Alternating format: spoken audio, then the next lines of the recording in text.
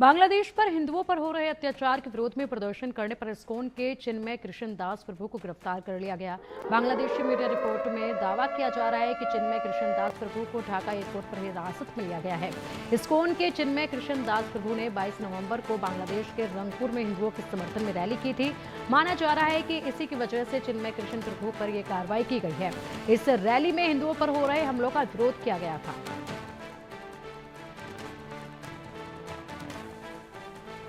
तो देखिए, बांग्लादेश में लगातार जिस तरीके से हिंदुओं पर अत्याचार वहां हो रहा है, अब उस पर कड़े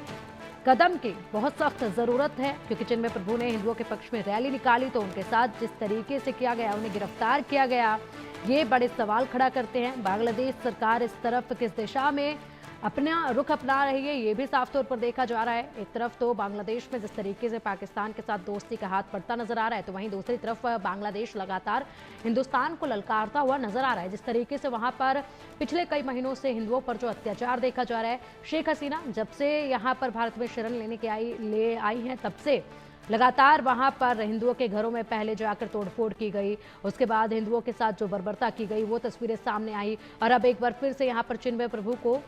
यहाँ गिरफ्तार कर लिया गया है। यूनुस सरकार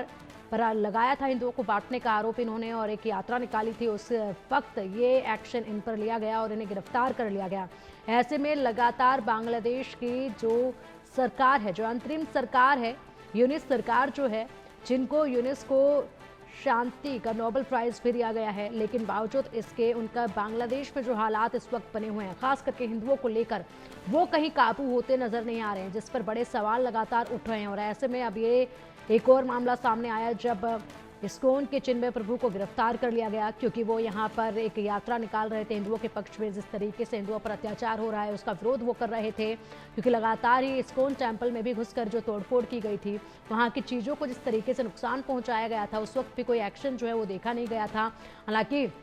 लगातार यहाँ पर यूनुस सरकार की तरफ से ये ज़रूर कहा गया कि हम हिंदुओं के अच्छे से देखभाल करेंगे, यहाँ पर किसी भी तरह से बर्बरता हिंदुओं के साथ नहीं होगी, कोई अत्याचार नहीं होगा, लेकिन बावजूद इसके जो वो कहते हैं, उनकी करनी और उनकी कथनी में साफ फर्क जो है वो नजर आ रहा है।